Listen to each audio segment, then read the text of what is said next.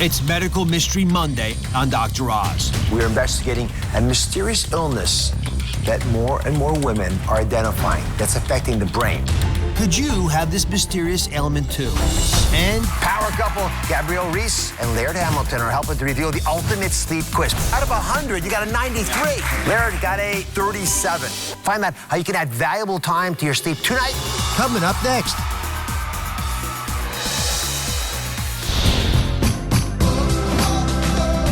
Are you ready to save some lives today?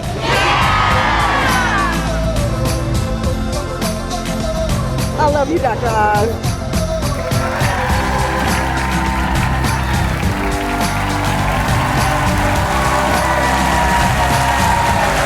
Today, it's Medical Mystery Monday. How does a healthy young woman complaining of headaches suddenly end up like this? Emily's family were at the end of their rope.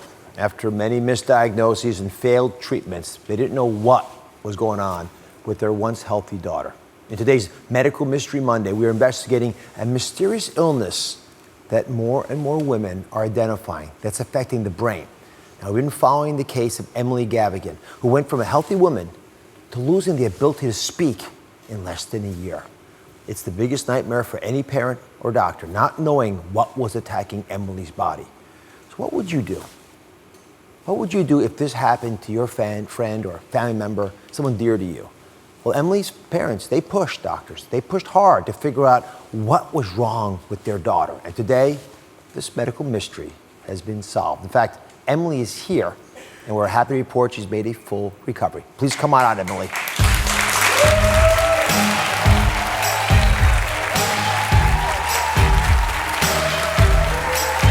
How are you? You look very different than those videos. Yes, thank you. So how do you feel? It's been quite a journey. I feel great. I'm healthy. I'm happy. I'm not on any medication. I go to a yearly checkup with my doctor, and I'm doing well. That's unbelievable. Thank you. So, I saw a video of you when you're at your worst, and you spent some time at your worst. Yeah. When you watch that video, what do you feel? It's hard, but it's almost like looking at a different person. You know, I'm overcome that, and it was 7 years ago, so it's like it's not me. It's a dream. Yeah. So Emily's parents, Bill and Grace, are actually here. You solved the mystery. If you don't mind, come on up and join us. Come on up. Let's make a little room for your parents. Come on over here, Gracie. You did the real detective work. Thank you, sir. Have a seat. And it was very emotional for me as a dad, especially watching you talk about taking her home to love her. And when you get that kind of advice from a doctor, it means we're sort of throwing our hands up because we're as frustrated as you are, but it's your daughter. Mm-hmm. So a year into this nightmare, you're told that Emily's chances are nil, that you're by what you think is her deathbed. And by chance, you see something. Can you tell us that story? Yes, well, at this point, Emily had gotten to the point where she was, as you said, maybe coming towards the end. But about 2 months earlier, Susanna Cahalan, who was a writer for the New York Post, made an appearance on the Today Show. And the story that Susanna told about this mysterious illness that she had gone through sounded very similar to what Emily had been going through. And we presented that to Emily's psychiatrist. And unfortunately, he actually told us that he thought my wife and I were in denial about the fact that our daughter had a mental illness. So denial? In denial. So we were... Well, before you leave that point, that's pretty frustrating, angering even. It was, at the time, it was very frustrating, very, very angering. But we accepted it at that point. But when 2 months later, when the physical symptoms came and Emily became critically ill, she had a blood clot in her brain, I remembered the article that Susanna had written in the New York Post, and I brought it to the hospital, and I presented it to the doctor, a neurologist this time, who admittedly was at the end of his rope as far as answers as to what was going on with Emily. And he took it seriously, he read it. He then approached the University of Pennsylvania Hospital, the doctors there that had discovered this disease, and made arrangements for Emily to be life flighted to the University of Pennsylvania. It's my alma mater. I'm proud of them. Yeah, they did a great job with her. Look at her. That is unbelievable. So they get her to the hospital. They check her spinal fluid. They find out that she has the marker for this. Yes. Can I just explain to everyone what's going down here? You all have heard of autoimmune diseases, right? Like lupus or rheumatoid arthritis. Imagine if you had an autoimmune problem, but it was attacking your brain instead of your joints. I'd never heard this before, which is why it's a mystery illness. But it exists, attacking your brain cells. And people present with fevers and headaches, and sometimes they get confusions and convulsions, and that's ultimately what had you going into this rabbit hole of paranoia, hallucinations, and memory problems, which seems psychiatric. But we're more and more realizing that what we think is obsessive compulsive disorder or paranoia is actually a reflection of a problem that's in your body. It is a medical problem, as much as it is a problem with the way you're thinking about the world. And I had to say, as more people report and talk about this, more and more women are diagnosing it in themselves, often bringing the evidence to the doctor. If I have to take one bit of pride about your story, there is a value when big media platforms, we focus on this on our show, talk about ailments that aren't that common. Because you guys pick up on it and you tell your doctors, you make all the medical system work better. And your story will save not just lives of people who have your problem, but other rare illnesses, because it prompts us to look further, instead of being at the end of our rope, as you say. By the way, there's more information about all this on there's an Alliance Raising Awareness. I'll put the website at the bottom here, and we'll put it up on droz.com as well. So Grace, you were there for the rehab. Yes. You got a diagnosis, but you got to treat her still. So walk me through the treatment and the recovery from this. Well, the treatment is actually the same that they would do for a cancer patient. She was given 3 rounds of chemotherapy, 2 weeks apart, to suppress her immune system so she stops attacking her brain. Mm-hmm. She went through the chemotherapy fairly well. There's side effects. They have to administer steroids. So she had also get Benadryl along with it. So there was... These are relatively small problems compared to what you were dealing with. Then you're here. So what do you remember about this whole ordeal? I don't remember the parts where I was most critical. Like I was on a ventilator for a few days and when I had seizures, but I remember a great deal of it. And it was really frustrating. A lot of I knew that I couldn't use my hands, but I didn't know why, and I was stubborn about things. Like I wanted to walk, but I couldn't walk. Like I would take my fall risk bracelet off at least once a week at the hospital, stick it in my drawer. Yeah. That's being a teenager. Yeah. So did you ever think you'd be sitting here, walking in front of an audience at full speed? No, absolutely not. Did you? At one point, no, for sure. How'd you keep the hope going? Well, it just didn't seem to make sense. It just, from the beginning, how rapidly she changed, and it just didn't seem to make sense that it was entirely a psychiatric illness. And we were lucky, as you said, it was the power of the media. It was the Today Show, it was Susanna Cahalan, it was her going on the Today Show, writing that article. And now the HLN show, Emily's been getting a lot of people contacting her now since that, and the awareness is spreading even more. Well, you're giving a lot of hope to people who don't understand what's going on, and they feel in their heart that it's not what they're being told. So good luck to you. Congratulations. I'm so happy for you, for your recovery. You can catch more of Emily's story, plus other medical mysteries on HLN's new docuseries, Something's Killing Me. It's airing this Saturday. I'll be right back. She has 2 of the most famous parents in the world. Up next, Katherine Schwarzenegger is here speaking out about her surprising insecurities and her message to help you get past your own. Stay with us.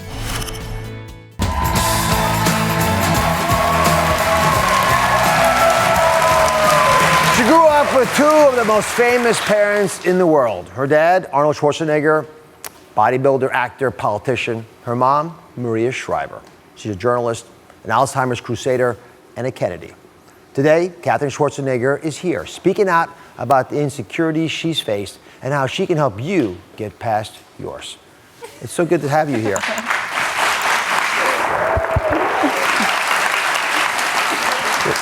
Let's talk but let me start off with my introduction to you. So, you do have 2 famous and attractive parents. So what kind of pressure did you feel growing up to act a certain way, look a certain way, be a certain way?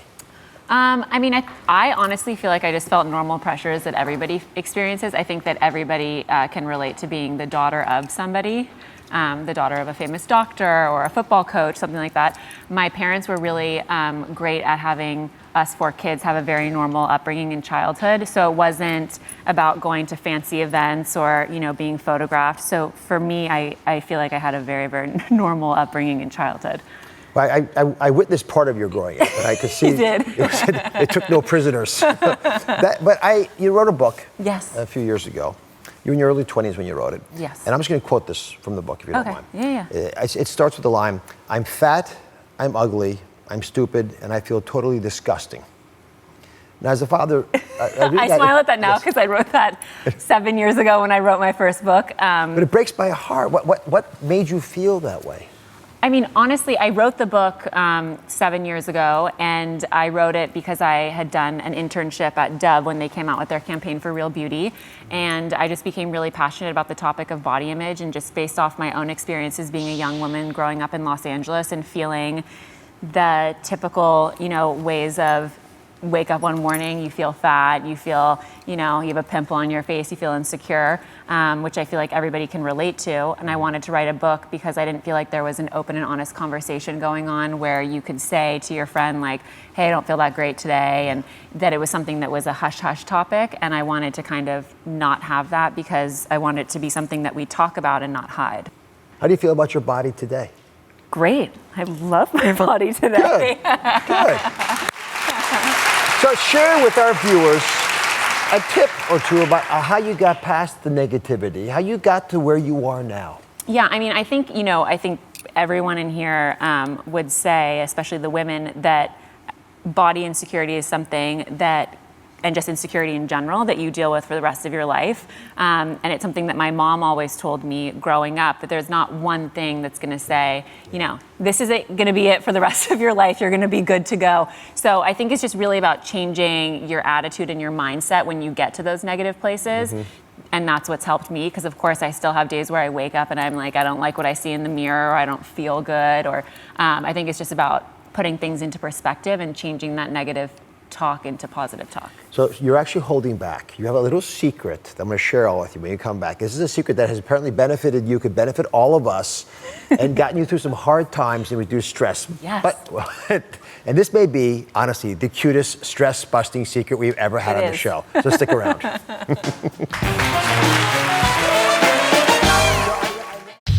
Let's just get it out there. Gas. All new Oz. I'm revealing the 6 signs your upset stomach isn't normal. Signs to watch out for: pain or cramping. Plus, fight the flu with the best home remedies. This secret ingredient. All new Oz. That's coming up on Wednesday.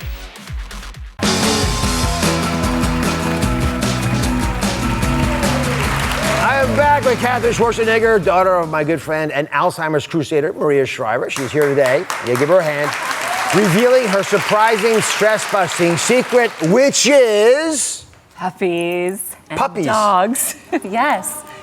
My dog, Maverick, who I rescued a couple years ago, has been such an incredible blessing in my life. Isn't he? Handsome devil. Very attractive. Yes. And he's been such a blessing in my life and has taught me so much.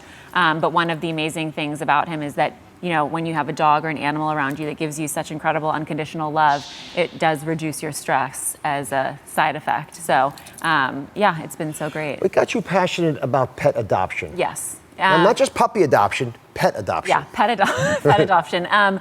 I've always been a huge animal lover, and I, randomly with my sister started fostering puppies at my mom's house. We turned her garage into a kennel for the time being. She's a cat lady now. Yeah, I know, she really.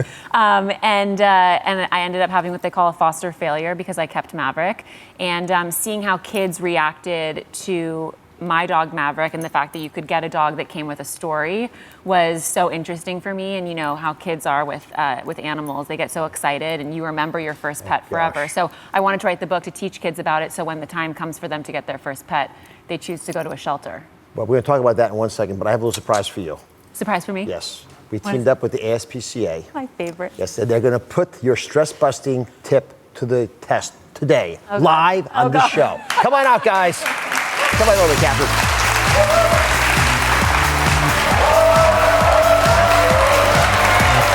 Oh, my goodness. For you. Oh. Hold on to him tight. Yep, I got him. I got him. Get him over here, little tiger. So that's a puppy. Loves me already. Come on, Katherine. So we're going to do a live experiment right here. Haley, you've been kind enough to wear a little watch for us. Is that right? Yes. Can I see it? Oh, there it right is. here. Now that watch measures your blood pressure and your heart rate. Yes. So we're going to track your heart rate today. Okay. So we measured it before the show started. Right. And do you remember what it was? 86? That's right, it was 86. So do you have a pet? I don't. I used to have a dog named Lucy, and then I had to give her up, but I'm really excited about getting my kids their own puppy because You have a kid, so you don't have a puppy or a dog? Not yet, because they're young. They wouldn't know how to take care of the dog yet. All right, so here's what we're going to do. I'm going to teach you how to pet a puppy. Okay. Well, in fact, a dog, you don't have to be a puppy, ready? Are you ready? This is ready, set, pet technique. Ready, set, pet. Right, this is a stress reduction technique. We'll do it together, right? Works in humans and in dogs. So hold the dog firmly from below, and then you pat the fur down. I do this to my wife sometimes. She doesn't always appreciate it, right? Start at their head, move their way down, give them a lymphatic, little kisses. Doesn't hurt either. You like me. Oh.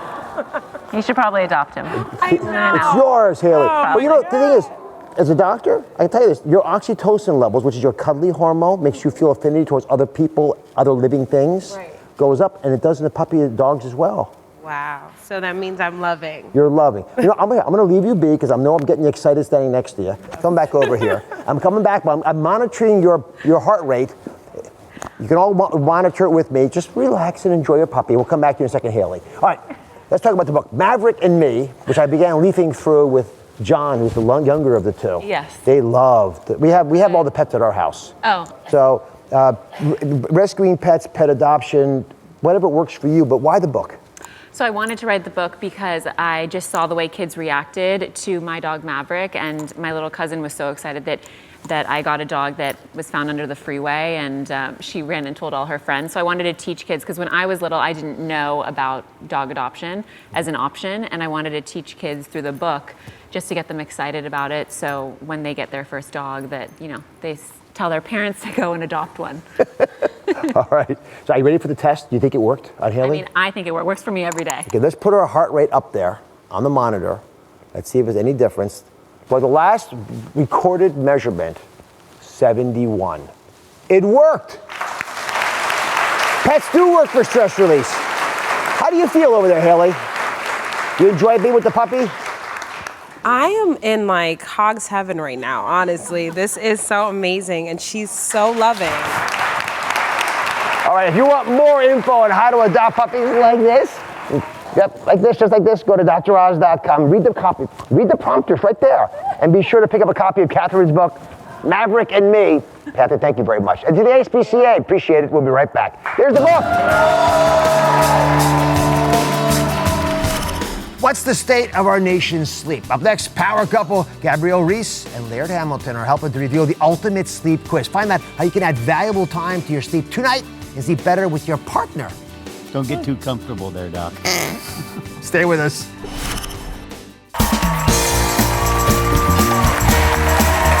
Today, we're getting to the bottom of your biggest sleep problems, so we can fix them for good. Now, last year, we launched the largest nationwide sleep study of its kind, and it's still going strong. With sleep trackers in your bedrooms coast to coast, we've collected nearly 3 million nights of sleep. Now, today we're revealing the state of sleep in America and giving you the quiz to add valuable minutes to your sleep tonight. And for all those folks out there, I know you're there, who think the biggest problem is the person sleeping next to them, we have the answers for you too. Here to help is gold medal couple Gabrielle, Reece, and Laird Hamilton. She, of course, a former professional volleyball player. He's a professional surfer. They've been married for 20 years and say that sleep is just one of the secrets to their success. You guys are incredible. Two of the most famous athletes in the world. You must be incredibly competitive at home.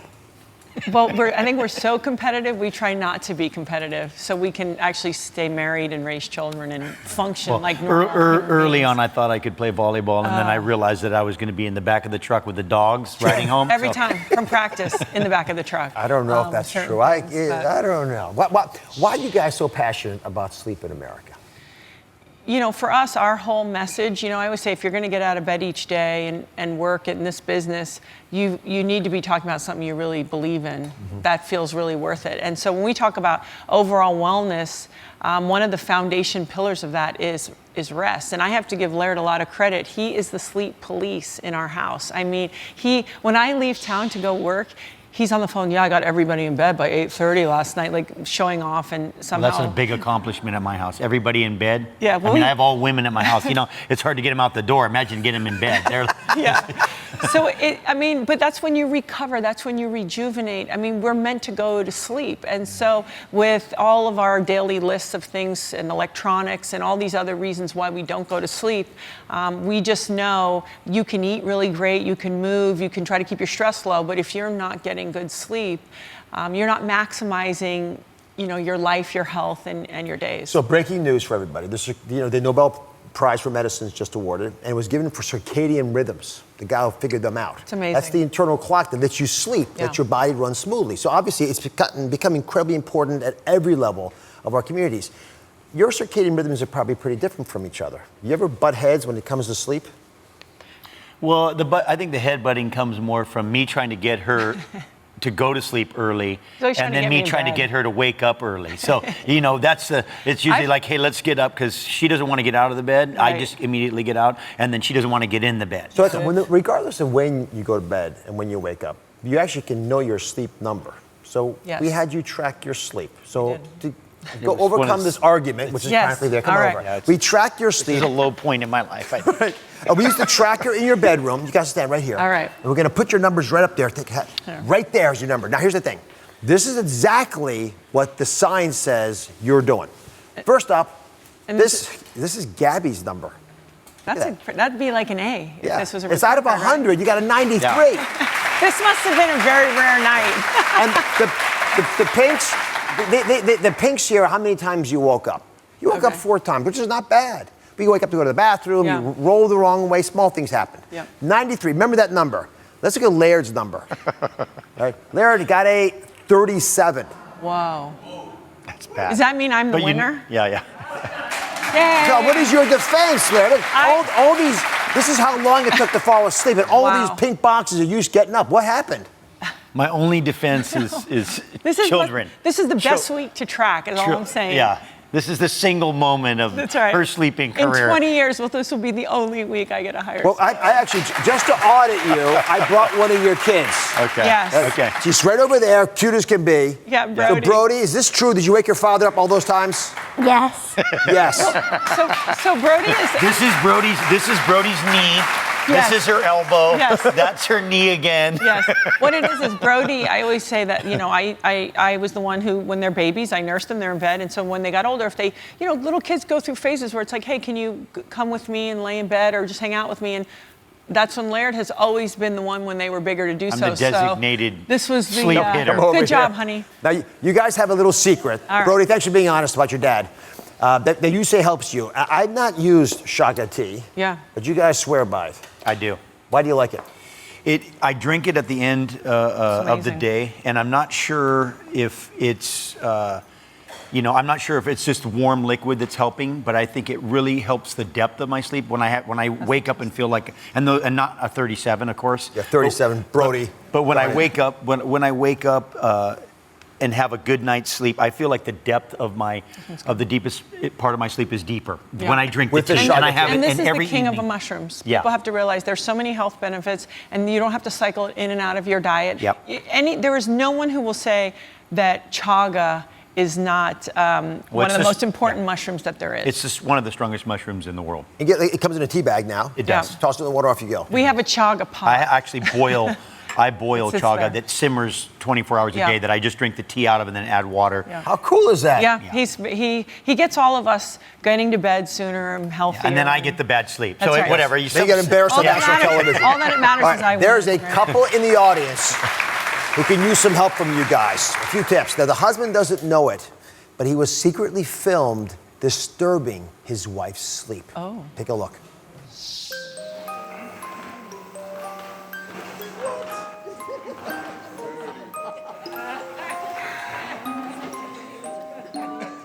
I can't ever fall asleep. He's constantly moving.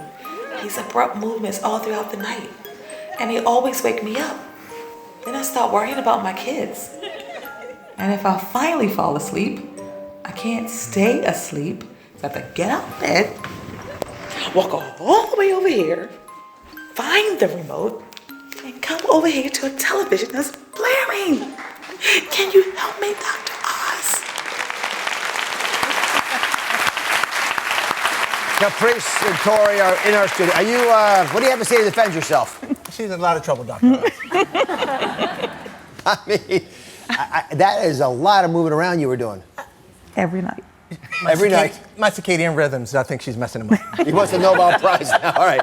So we have some help for you. We got 2 world-class sleepers down there. I'm going to chip in as well. We got a little quiz when we get back. Okay. Are you interested? Yes, sir. Yes, sir. Yes, he is. Will you forgive her during the intermission? No, she's in a lot of trouble. Up next, the ultimate sleep quiz. Everyone can take right this moment. Find out how you can add valuable sleep to your day right now. Stay with us.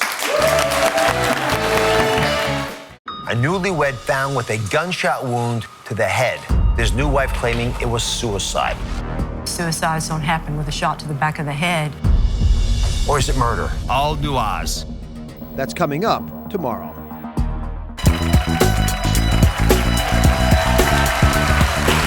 I am back with power couple Gabrielle, Reece, and Laird Hamilton revealing the ultimate sleep quiz that will help you sleep better tonight. Now, we've got Caprice and Tori. They are still feuding. They're also back with us and in a bed where they should be. They just can't get a good night's sleep after all. So we'll get to the quiz. I'm going to ask you all to keep track of these for yourselves. So, Gabby, take it away. All right, the first question is, which of these is your biggest sleep issue? A, waking up in the middle of the night. B, takes too long to fall asleep. C, you're excessively tired during the day. D, a combination. Caprice and Tori, your answers, please. It's a combination. It's a combination. I fall asleep, and he constantly wakes me up. These are wonderful pillows. Where'd you get these from, See Dr. what I mean? Tossing and turning all night long. He's going to bed already. Hard to stay asleep. All right. So based on data from trackers in your bedroom, my friends, we found that 65% of people reported multiple sleep issues. So most of you are actually saying it's a combination down here. So you guys aren't alone at all. It's pretty common. But the data also shows things that can help. And I want to focus on things that help because most of you know when you're not sleeping right. People go to bed at the exact same time. The exact same time, they sleep better. 40 minutes better on average. And also people who adjust the temperature, make it a little bit chillier, 65 sort of ideal, but you can get even colder if you need to be. They get the best sleep quality. All right, next question, Laird. Absolutely. How many different caffeinated drinks do you have after lunch? A, none. B, 1 to 2. C, 3 to 4. Or D, 5 or more caffeinated drinks. And just to be clear, that includes coffee, tea, and soda, and energy drinks. Caprice and Tori, what answer do you have? I'm a mother of 4 boys, and I'm married to him. I need about 5 to 10. 5 to 10? Maybe that's the issue. You're blaming your husband? Maybe it's not Tori. Maybe it's the. No, she's all a little bit hopped up hyper. on caffeine. She's like a Jack Russell, so I mean, I think she drinks all of them. And the data is so solid on this. Yeah. People who have a lot of caffeine have an issue, but it takes a lot of caffeine. I didn't realize this. You can get away with up to 3 caffeinated beverages a day. But after 4, lots of sleep disappears, about an hour a day. So it's a big deal. Okay, there, hop up on this bike, start pedaling away, the athlete that you are. Here we go. And this is a really simple one. How many times a week do you exercise? A, never. B, 1 to 2 times. C, 3 to 4. D, what is going on here? That's the best you can do. I was cranking it up. He's trying to get any exercise in. You see, he's just cheating. Show off. Okay, so A, never. B, 1 to 2. C, D, 3 to 4. And D, 5 times or more. Caprice, your answer, please. C. Oh, I'm great. up to at least 3 times. Well done. So the data suggests people who get about 30 minutes a day, you don't need a ton, 30 minutes a day, that can even be walking around the block. Doesn't have to be big time exercise, had much better quality sleep. All right, final question. Are you out of breath even, Laird? Let me check your pulse here. God darn it. I hate athletes like him. Makes me so jealous. All right, are you guys ready? Caprice and Tori are here, all in the same place. The final question, Laird. The final question is, how many hours of sleep would you say you get each night? A, less than 4 hours. B, 4 to 6 hours. C, 6 to 8 hours. And D, 9 or more hours. Absolutely. Between A and B. He's a toss and turner. So between a little, sometimes less than 4, and then maybe if you're lucky, it's a 4 to 6 night? Yes. Okay. Sometimes I may get sleep. I work 2 jobs and own a business and have soccer and the whole 9. And plus He sleeps like a baby. I so never don't saw feel you awake sympathetic. the whole I really- video you were. What are you talking about? These are great pillows, Dr. Oz. I keep saying this. I mean, these are wonderful. I like these. So it's fascinating. The data shows that 70% of people sleep more than 6 hours. Yeah. And kids, interestingly, this is a big deal.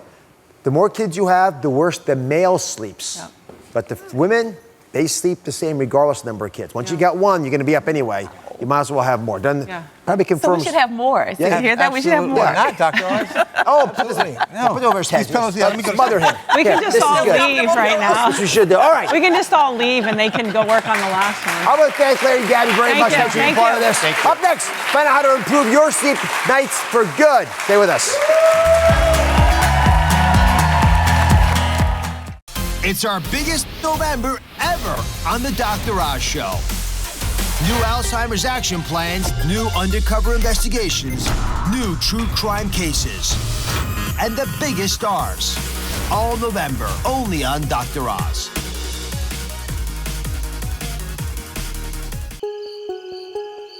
How much are you really sleeping? Do you ever find yourself so tired that you're dead tired?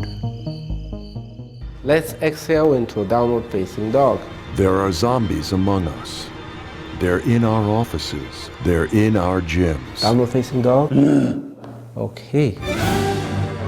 Their lack of sleep renders them useless to both themselves and others.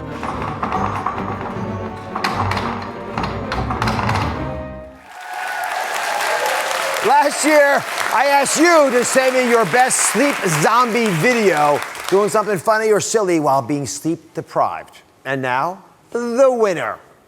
Meet Jenny, who might just be the most tired person in America.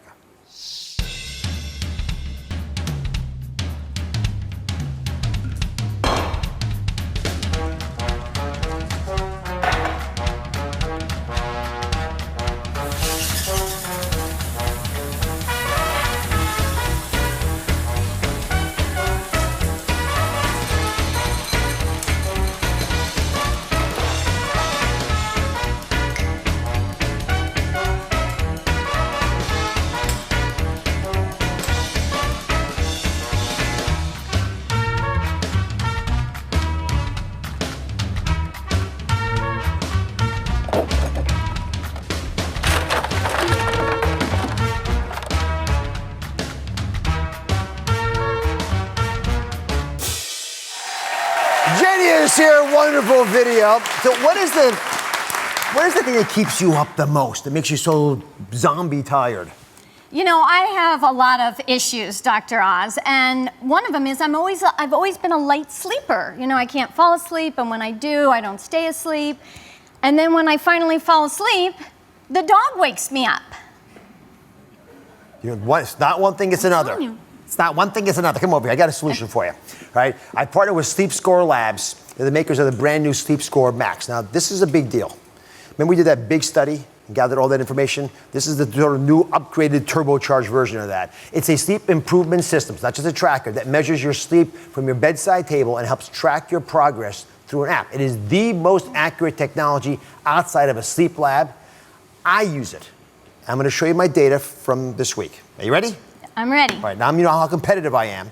Competitive sleeper even. This is my score. I got a 94, which is one better than Gabby. But here's the thing, you can brag and pat yourself on the back, but when you really look down into it, and you can look at the data down there, I'll pull it out, let me zoom in, nearly a half an hour to fall asleep, 27 minutes. I can probably do better than that. I woke up 3 times during the night. I blame my wife for that, but maybe I'm wrong. But despite all that, I got 7 hours of sleep, which means that I was sleeping better than I thought I was. The device actually understands how you sleep, and it can give you scientifically validated recommendations. Like, for example, is the temperature the right temperature in your room? Do you have the right amount of light? You know, what tools are out there, pillows or apps or things that might be helpful. Last year, we gave away $1 million worth of these devices and gathered data on nearly 3 million nights of sleep. This year, with the launch of the new device, our goal is to top that. So I want you to go to droz.com for information on how you can get a Sleep Score Max device for free. We're giving a bunch away. Would you like one? You probably could use one. Yes. Yeah. What about the audience here? Let's do it. Grab that. You get a sleep score, and you get a sleep score. And you get a sleep score. They all get a sleep score. Everybody happy and healthy? It starts at home.